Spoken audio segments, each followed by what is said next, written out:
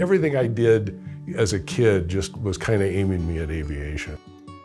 I didn't have my first flight in an airplane until I was probably 14 or 15. From that point on, that's absolutely what I wanted to participate in. I never really saw it as a long-term career, but I wanted to do it in the military. Yeah, the Marine Corps drew me because they had aviation. You could get an aviation contract, so you were guaranteed a shot at aviation, and that was a good deal.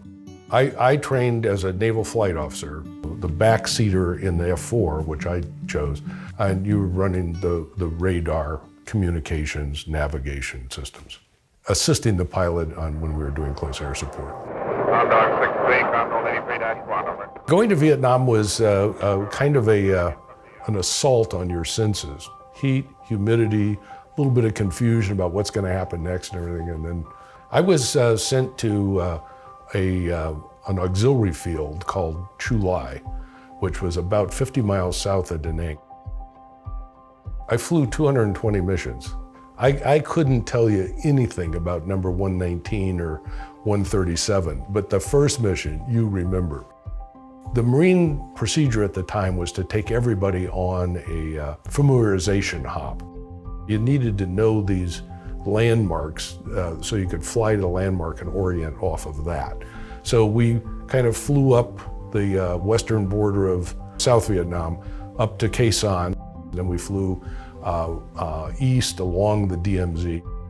I can remember that flight almost like it was yesterday. It really, and it happened to be a beautiful, clear day, so I was able to see everything.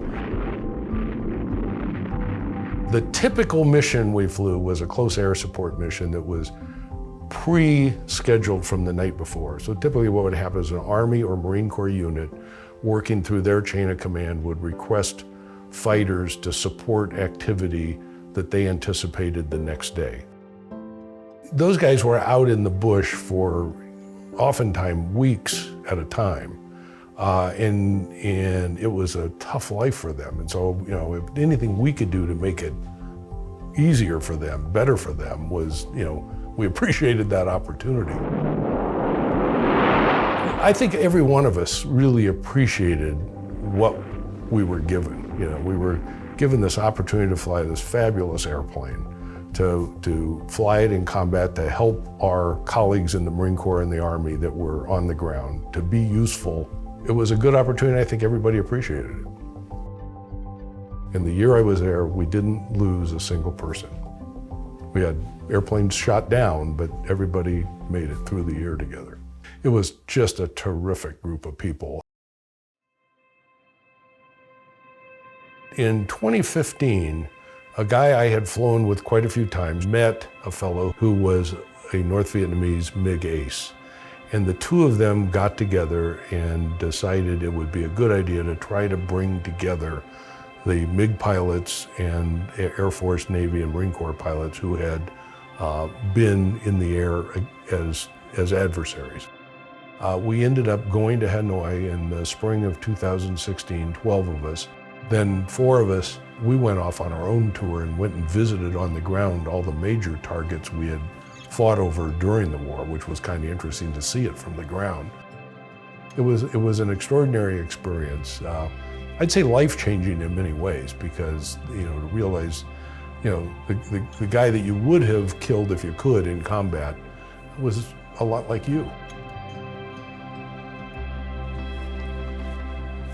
So this is a photo I got, or a plaque we got on our trip to Hanoi in 2016. The photo means so much to me, I think, because it symbolizes people coming together after a tough war, understanding that the past is the past. And in fact, this has a saying that they provided, remember the past but move forward, and that was really the theme of the meeting.